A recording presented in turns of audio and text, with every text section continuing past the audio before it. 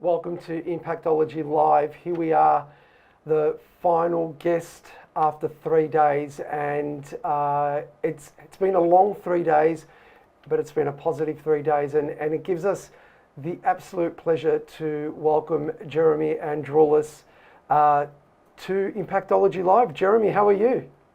Very good, thank you, George. Now, very well. We've been looking forward to your chat presentation. Before we get started, what we'd like to do is just give a bit of a brief introduction about Jeremy and his background. And well, Jeremy and I actually go back a while. We used to work together at Aon. So not only did I have the pleasure of working with Jeremy, but he was a fantastic mentor and great support for me the years that I was there when we worked together. Even though he was in Singapore and I was in Australia, we were on the phone helping each other out, but I think he was doing more helping than what I was. Jeremy, he's an innovative, sharp and intuitive thinker, and he's actually one of the most dynamic HR and leadership experts. Jeremy has considerable consulting experience at IBM and Aon, including a role as the Southeast Asia CEO for Aon. As I said, I benefited from Jeremy's advice many, many times. Jeremy is also the founder and CEO at Third Idea, which enables organisations of the future with leading-edge digital human capital solutions. Jeremy, welcome again. Well, thank you, George. Yeah, it's a pleasure to be here.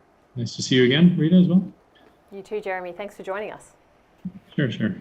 So maybe just to pick up on that, George, thank you very much for the intro. And I know you guys have had a long 3 days, so maybe just give some inspiring words at the end. But I always think sometimes words say one thing and then pictures say another. So this compilation of pictures, if you will, is sort of my source of inspiration for how to create an impact for individuals. And it goes into sort of builds on what George was saying around my career history.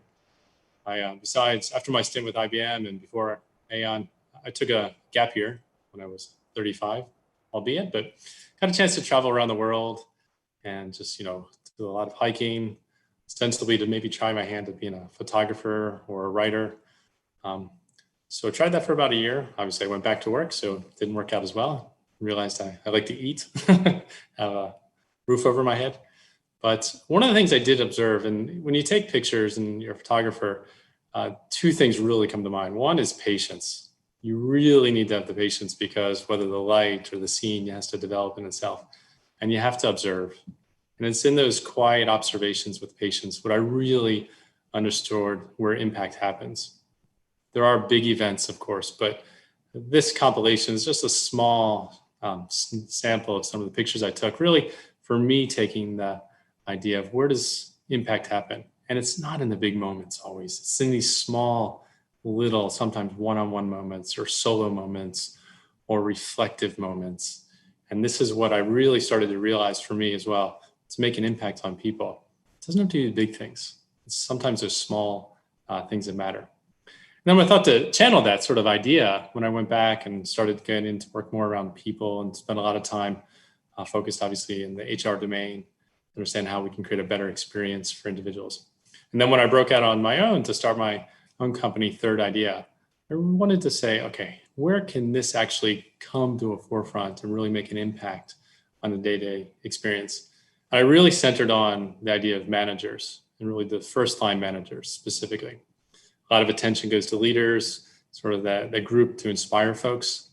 But it's that first line manager where that experience happens. The impact really can be powerful for individuals. And George mentioned I worked for 2 companies over 20 plus years. But in that 20 plus years, I actually had 17 different managers across those about 21 years. So I had a fair number of managers to learn from, some to be inspired, some to forget. I can visibly remember conversations with some managers that go back 18, 19 years, where I was, the conversation, what it was about. Other managers, I completely forget. I had to remember and look up their names because they were less impactful in that respect. But what I remembered, it wasn't, and what it was about those managers was, it's really the experience they created in those moments, when they're making big decisions for me. And I started to realize that in those decisions and that they make and how they create a great experience for me, I really wanted to capture and channel, because that's for a lot of us that spend so much time at work. That's where the really impactful moments can happen for us. And where this became really crystallized for me more recently, as we all know, COVID is a top of mind topic for everybody these days.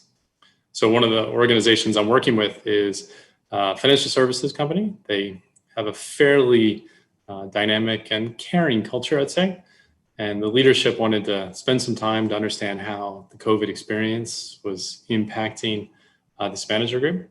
So I went through a number of conversations, some very inspirational conversations around how they've been able to, address their sacred cows and go forward and innovate. But one conversation really stood out to me. And it was this idea that one of the individuals talked about how the needs of employees are really changing. He has now to deal with psychological or social issues around connections and family, how to keep people safe. Didn't feel equipped for that. His boss was setting new targets for him. His performance targets were adjusting. And then also customers that he was dealing with on a day-to-day basis had different plans, different expectations. And he felt the word he used was helpless. He took a pause, took a deep breath, said, I know that the decisions I make really matter, are very impactful. And I just want to be that confident decision maker again. And it's in that lens that I wanted to explore a bit today, because it's how do we actually think about managers who are so impactful for people in their lives? And how do we make sure with all that's going on in the world, they are able to address that and make impacts, positive impacts for people? Because I think that is the sort of that zeroing in on that group of individuals can have an exponential impact on how we value ourselves, our self-identity, our career development, and obviously impacts our home life, what we don't take home with us. So what I realized in sort of reflecting on that experience, as well as my own experience, that when you deal with managers and sort of decision-making, there's a few myths out there I wanted to explore, maybe break up. The first one is this concept is specifically for first-line managers, that the decision that they make is actually the end of the decision-making process.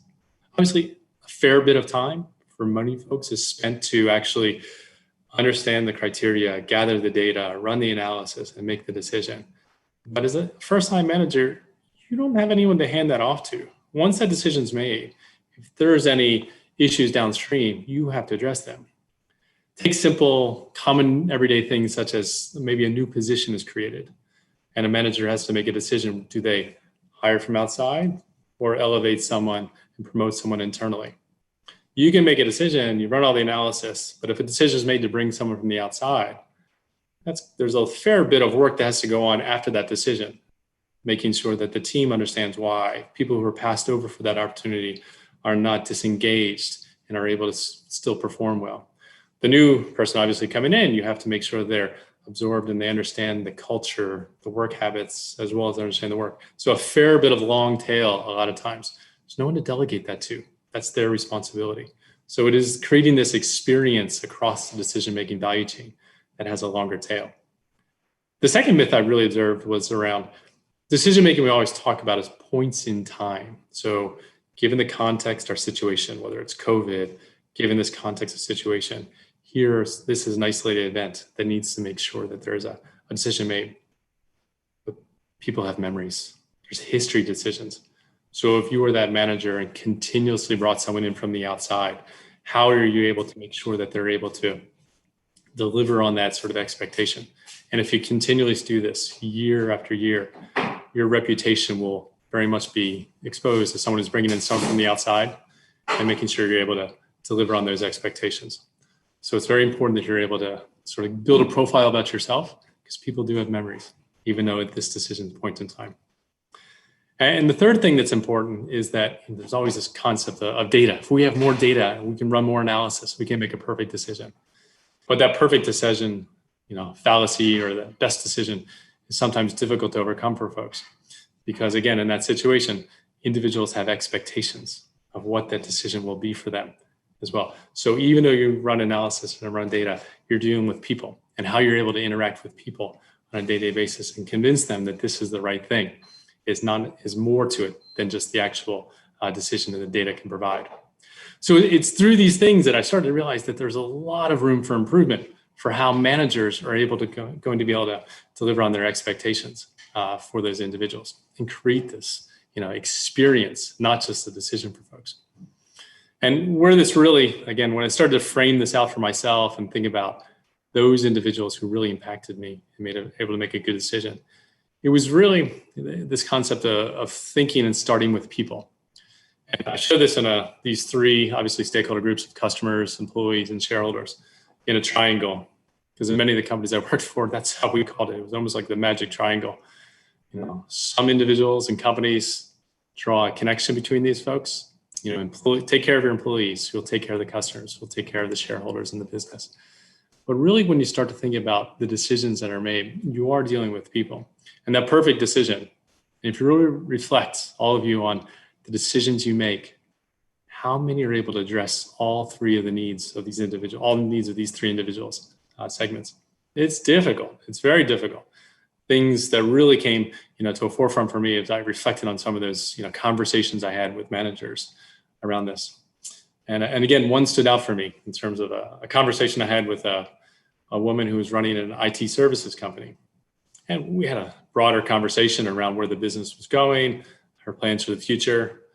And really, on the way out the door, she said, Jeremy, I have a question for you. I think I need your advice. So, okay. And she said, we've just won this major account. And I said, okay, that's congratulations. I said, if we're able to deliver this well, really should take care of our financial situation for not just this year, potentially next year as well. But the dilemma I face is I have two potential candidates. There's a woman on my team who's very strong. She knows the industry, she knows the solutions, but she has zero bandwidth. And it was almost too full right now. The accounts she's managing are also signature accounts. Other option is someone who is a bit more junior, definitely shows some high potential and very good behaviors, good emerging skills, but doesn't have the seasoned experience for this customer. What should I do? And I share that story with you simply because that story repeats itself on a day-to-day basis over so many companies and situations like that as well. And how to deal with that is really one of the sort of hallmarks of being a good manager. Not thinking always of the right decision, but how do I make a really good decision-making experience? Changing the story from the right decision to really the decision that these stakeholders will, buy into and commit to deliver for you. So when I started thinking about the advice, I wish I could give her some good advice at the time. As I reflect, it probably wasn't as good as I wanted to. But going forward, probably what I would have said to her was, first thing, just think backwards, okay? If you really try to make decisions that are able to meet the customer needs, address your employees' expectations, and deliver a strong financial result, it is a hard task. Very few decisions you make are going to reach that, like lofty goal at one time. But if you do think backwards and think how many decisions I've made, even if you take right now and think of the last 5 decisions you've made, how many ostensibly benefited the customer? In that situation, if she had promoted the individual who had no bandwidth, customers quite happy, shareholders, financially quite happy as well. But the rest of the employees, and maybe that person who was leading that team, she wouldn't have been happy as well. You're not going to meet their expectations because you're elevating someone who's just always been in those roles. So it's important to put that in context and find the right balance. The balance doesn't mean it's a third of the decisions go to each of these groups, but it's the right balance, and recognize the fact that people do have memories. And if you are making a decision that elevates or promotes one of these stakeholders, making sure that puts in context to how you make decisions. And that profile isn't, I'm always worried about financials, always asking the team to work late, always asking them to sacrifice more for the customer without giving anything back to them. So that's the first piece I would have said. Second piece is probably very much around the transparency or opening that black box. We have to recognize, again, that people expect transparency these days. Information's available.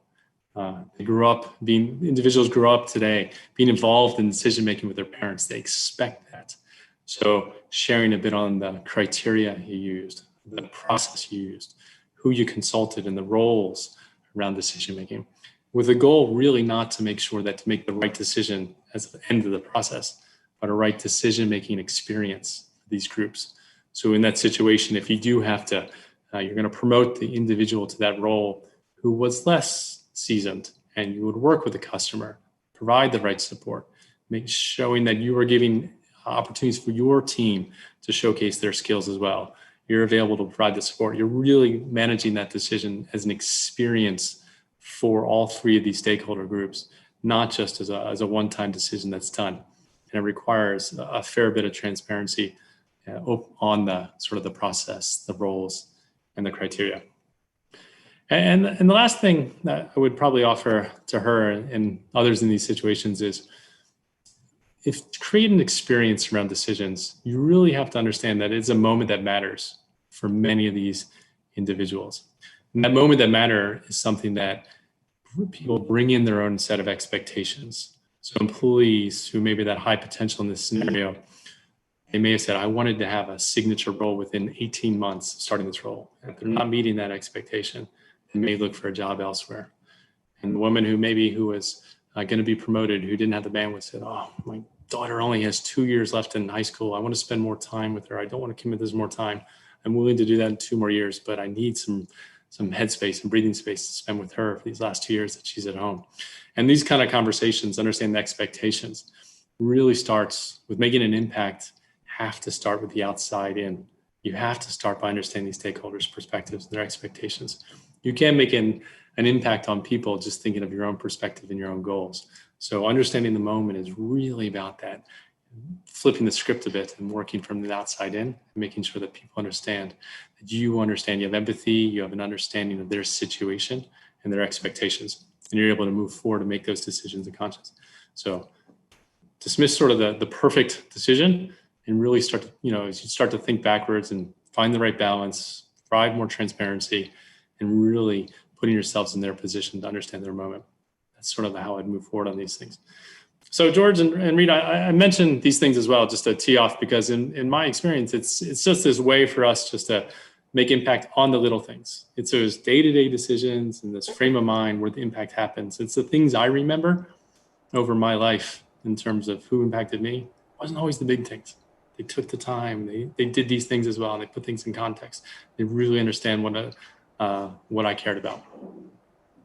Jeremy, that's thank you. I've got some questions here, particularly around the culture within corporates, within organisations around decision making. We're very quick to do a post-project review. Do you think there's a space there for the right decisions, for the right projects, where reviewing the decision that was made based on the information we had and the data we had, whether we would have done something differently? Yeah, it's quite possible. It's a good question, George, because I think it starts with, again, going back to one of the earlier points around the myths as well. Don't think of the decision as the end point. Think of adoption and commitment of the individuals who are impacted by that decision as really the end point. And so that post-review, making sure it comes at a point in time after you've had some adoption time. And it goes to really the ability for people to absorb the decision, react to the decision, absorb sort of how people adjusted to that decision as well. So it's important that you put that before you can do the post-project review of sorts, making sure you're building in time to making sure you're collecting information from people to adjust on the fly, making sure that, that post-project review is not a one-off. It's a regular communication with those individuals to get their feedback, adjust maybe what they have to do in the future to that decision to make sure that gets implemented in a way that meets the expectations of all three of these stakeholder groups. And given the disruption we've got, both in a business context but also personal, managers are working virtually, they're managing virtually. How do managers use data in a constantly evolving VUCA world to make decisions? Yeah. The challenge today, it's the flood. Every time I talk to a manager, I get this bit of information that'll really help you out. You see a version of an eye roll or a cloudy eye because it's just too much. And I think that the idea is the language that exists in the market around this is data-driven decision-making, which is fine in itself. But I think it's actually, if we want to do service to a lot of managers, we need to invert that and really think about decision-driven data. So start with the decision that's important. Worked with one organization and we identified about 7 different key decisions for managers for this. And from that, things like how many people do I need on my team, who to hire, performance, what is the performance rating going to be, all the way through the hypos, and who's going to stay with the organization. And through that, we said, okay, if these are the key decisions managers need to make, what is the data they actually need? Really isolate the signal from the noise in that case. Because I think when you have the more data, just more data for more data, it doesn't lend itself to actually helping individuals make decisions. It just clouds the judgment sometimes. But spending some time back and working backwards from the decision you need to reach and how people are going to adopt that decision, based on that, what is the data that we need? So you can isolate a bit more and you really start to say, this is the signal of the key data we need. So I think that would be the direction I would take, to making sure you're not just flooding people, you're saying, working backwards a bit, again, to that think backwards approach from where you want to get to. And it includes sort of the experience that you want to get to. So not just decision you need, but understanding the expectations that individuals have. For example, if you're going to go through a conversation with someone around having a career conversation, and that's a key decision about new opportunities that may take place. Understanding, obviously, their expectations for timeline, sort of the ability to go for a lateral move, to move to a new jurisdiction or a market, how open they are for these things, and timing, and what they view as their next job, or the types of accountability and interests that they have for their roles as well. It's going to be critical to make sure that you gather the data that really is going to help a manager give good advice to help the individual make decisions on where to go with their career. And where do you find decision making, like anything, is a skill? And the more decisions we make, then we collect experiences, which informs future decision making. How can leaders be better developed to make better decisions? Yeah, no, it's an excellent question. I think there's obviously there's a few things in play. I think decision making is sort of the culmination of a lot of different skills and behaviors coming in. I think you mentioned skills, which a lot of people focus on, because there's obviously analytics you're going to run and how to interpret data, making sure that you frame it again from a skill, from the decisions that are going to drive sort of your revenue, or decisions that drive sort of cost reduction for your business. Important. But I think what's often lost is sort of the behavioral side of things, whether that's the empathy to understand a different perspective, or this ability to very fundamentally build trust with individuals, because it is an ability that through decision making, if you're able to build trust through being open and sharing your points of view and having sort of a real relationship with some of the folks on the team, that allows you to actually, decisions made, to help them understand the rationale for that decision, help them understand that, to adopt this decision. This is why I'm asking you to stay a little bit later for this one, to work on this one customer account. It's a critical customer for us, but we'll make up for it by giving you a little bit extra, whether it's time off in lieu of this, working late, or we're going to have a day out as a team, sort of to recognize the efforts that we put in. So you have to build that trust, because you're going to ask people to do extraordinary things on it as well. So I would say it's an equal balance, less, between the skills and the behaviors needed to really become an effective decision maker. And can I just extend that thinking as well, Jeremy? If we look at managers who are making a decision and needing to influence stakeholders to accept a decision that ultimately the stakeholders won't benefit from. So I think it goes part to development, culture, but in that situation there, how can managers take control of a situation like that and get the best outcome? Again, looking at the triangle there in terms of whether it be the customers, employees, or shareholders, what recommendation do you have for managers in that situation? Yeah, and again, like all these things, if you can win the battle before the war in that respect by building the trust, it is important. That's sort of a given, the fact that you have to have trusted relationships. So where you're going to spend time to have that connection with individuals, give them, so that the fact that when they offer a suggestion, you follow up on it very quickly. But in that moment, if you don't have that trust, it will be less or more difficult, I would say, to making sure that they're going to buy into this as well. But again, this goes back to, if you say that it's a new individual you've brought in and you don't have the trusted relationship with those individuals, it is going back sort of what you see on the screen a bit in terms of rationale. This is the rationale for this decision. I care about all three of these stakeholders, and there's a balance we have to take. Given the context of where we are today, I'm putting a focus on the customer to win this one account. So we're going to invest a little bit more of our time, and then you get the financial returns just immediately. But I'm really sharing with you my thinking, which is about opening that black box. My thinking about this. Look for your advice to say, like, is this going to work for you? And here's how we're going to move this forward. And this is the benefits for us as well. Talking about really, in many respects, going personal for those individuals. So what I know about you. You care about customer success. You've mentioned that to me many times.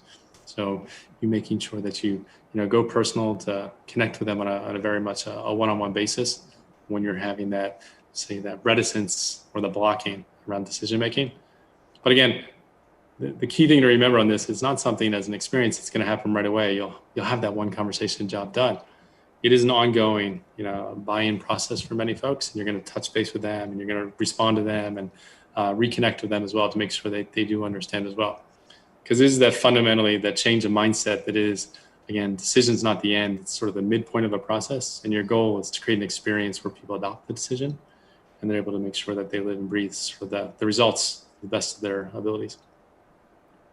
And Jeremy, from your experience, if we're looking at the notion of making more decisions, not to attempt to make bad mistakes or bad decisions, but how can you balance out in an organisation that has a culture where bad decisions are looked upon negatively compared to a culture that actually says, look, it's just part of the learning experience. So how do you address in that situation more at a organisational cultural level rather than at a manager level? How do you address that situation where companies are just not equipped to have conversations around decisions, particularly bad ones? Yeah, no, it's an excellent question as well, because as a manager, right, you create that psychological safe space, hopefully, for individuals to make mistakes as well. But when those are viewed, and this is where the manager, in some respects, the very trite phrase of, you get 100% of sort of the blame and 0% of the credit. Things go well, the team gets the credit, and then you take the ownership. And this is where sometimes you have to step up a bit of that ownership to say, this is how we frame things and really support the team. So the team knows you have their back. You're not calling them out. And that's the role that you're going to take on by creating this sort of environment for them as well. And again, as you rightly pointed out, this is a difficult thing to do in a large multinational organization. If you're working in one that's able to sort of has a culture of performance that doesn't allow these mistakes to take place on a year-on-year basis. But again, I think people do resonate with this kind of language, again, that you share the fact that all three of these in customers, shareholders, and employees are important over the long term as well. We cannot focus exclusively on shareholders with the adverse effects for customers and employees. It won't work in the long run. So this is why we focus, for example, on employees. But if you look at the history of decisions we made, we haven't always done that. So again, reminding people, to think backwards and understand the history, sharing again the process, and really saying this is why we made the decision now, is to drive that experience going forward as well.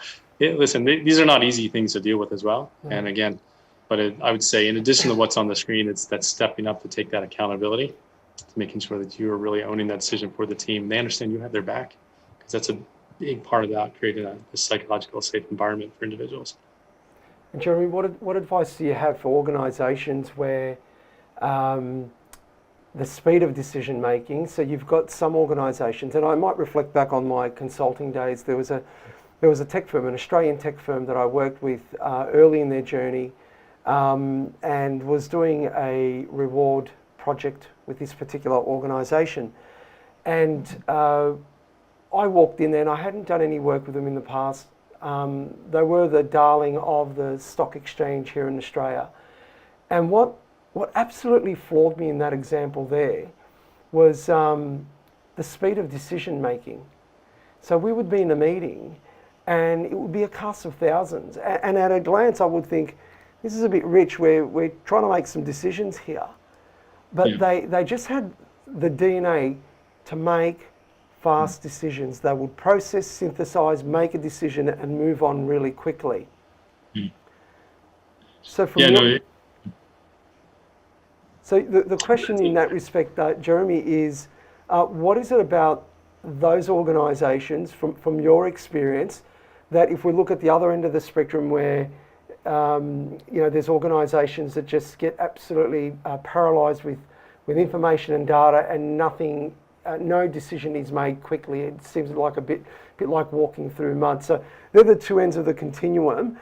What advice do you provide companies that are on the far right to try and move them across down that spectrum to that sort of quick decision making?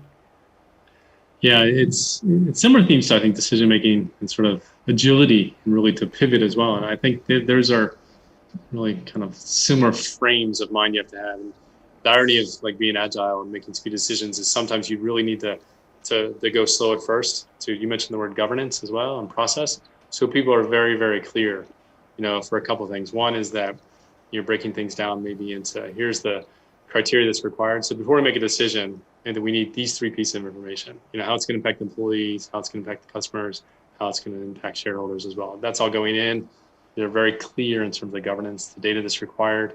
I think those individuals, my observations on individuals who are also quick to make decisions, they're also quick to address those decisions if they're not the right decisions as well. So they don't think of this as the end of the process. There's an adoption, they revisit, and they're able to agile and move forward because the governance is not there. Because a lot of times those decisions come with certain milestones post the decision. Within 30 days or 60 days, we should be hitting some milestones as well.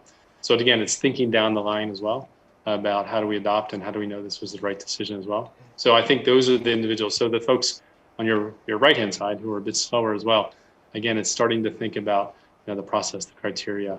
And again, what are our decision checkpoints that we have post the decision, the milestones we need to hit, and making sure, and this is where leaders come in. If you're not there, here's how to call it.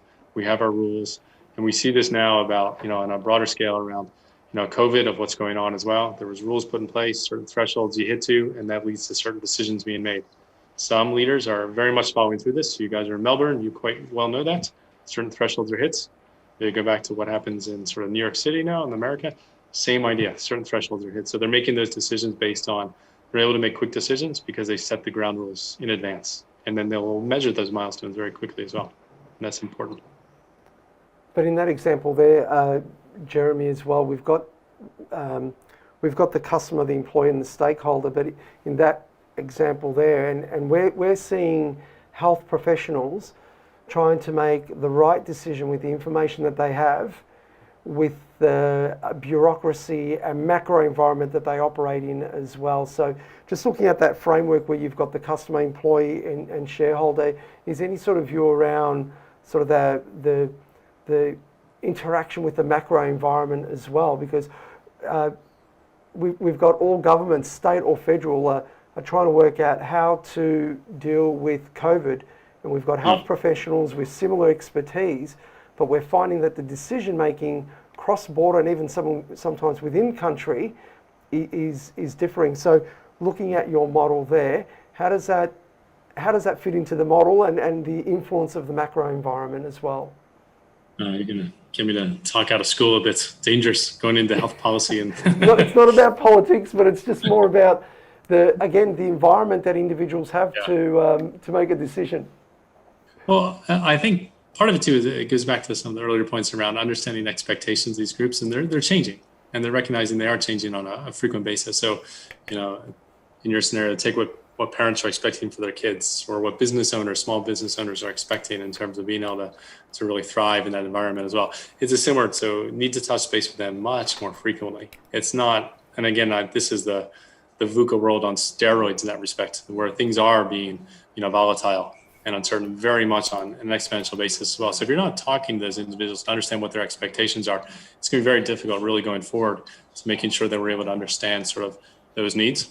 And so I think that's really sort of the advice to give as well. You really spend much more time with these individuals, including shareholders as well, what they're willing to forgive in the short term in this situation to, take forward in the longer term to making sure that we are building a sustainable business, for example. So I'd look to the touch points and the connections you have on a regular basis. And that's what I think hopefully is the big legacy and maybe the positive impact from this, COVID experience as well. The continuous listening to all three of these groups and recognizing, agile as possible, and we can adjust and make decisions on the fly, and making sure that it's an experience of decision, which requires adoption, not just making the decision. So all these things are kind of, I'd say, reinforcing and sort of helping each other out. If you're continuing to talk to people, you have the right frame around governance, around how you're going to hit certain milestones for decisions longer term, and you're able to make sure that you're able to understand those expectations and do something with them. So I think that's sort of the direction I would go in. But again, I don't want to delve too much into health policy. Make sure it stays in my domain area. Fair enough too, Jeremy. Jeremy, one thing you did mention through the course of the presentation was trust. And trust has come through as a key theme in a couple of the presentations over the 3 days. What's the best way in your mind, and what do you advise groups and teams to do around building that trust? Yeah, this is sort of that, again, sounds like DNA stands, it goes around in each other. So a big part of it is to know from, say, a leader, you can take the first step, to open up about yourself, to give trust. Say you may share something personal. You may make sure that you're creating the right environments, by, it's not just, work, whether it's off-site aspects as well.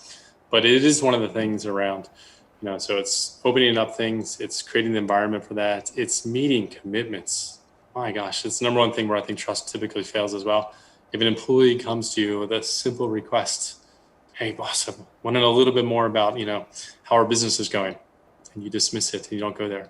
What if you go you send an email out an hour later saying an update on things as well? You're meeting those expectations or commitments. If you say you're going to do something, following through. And it goes back to sort of another big theme, Rita, around sort of the focus I was trying to get to is like the little things really, really matter in terms of how you're able to go forward, because it is important the fact that you have an opportunity really to say, here's how we can actually go forward is, making sure the little things matter and you meet those commitments. They absolutely do, and it's often those little things that that's another thing we've heard that build up to create those big things and that feeling of trust and some other capabilities. Jeremy, we've gotten to the point now where we're going to ask two final pieces. One is a question for you and one is a game of word association. So heads up, because some of them haven't had that heads up, but you're our lucky last speaker, so I thought I'd do that. In terms of the first question for you, if you were having a video call with your 18-year-old self, what would be the advice that you would provide? Yeah, I think part of it is you go back and just, again, thinking backwards with advice. Number one would just be, just remain curious. I think, what we know about the world now, it's always evolving. So continue to explore, continue to be curious as well. The first thing I would say, never stop learning, because you don't know where the world's going to take you. I didn't know I'd end up in Asia. I'm on year 17 of a 2-year contract, so who knows? Second thing, it would be around it's not about trusting yourself. A lot of times, what motivates you, that's your passions as well, if you follow that as well. That's the reason I took my gap year. You take some risks. So I think that'd be important. Don't forget those. Don't forget to take care of yourself and don't try and please people, always. Good advice. So now word association. So I'm going to say a word, and if you could send one straight back to me, first word that pops into your head. Are you ready? Ready. I promise I'll be kind. Leadership. Visionary. Third idea. Enabling success. Family. Number one. Inspiration. Family. Love. Family. And finally, 2021. Hopeful. Cautiously hopeful. That's been a popular one. Thank you so much, Jeremy, for your presentation today. Thank you for your time. We've really, really appreciated the thoughts that you've shared. Thank you, Jeremy. No, thank you, Rita. Thank you, George. It's a so wonderful much. experience. Thank you again. See you soon. Okay, bye-bye. And that concludes the formalities, if you like, of Impactology Live. We would like you to invite you to come back in just a few minutes and with just some closing comments from us before we close the event.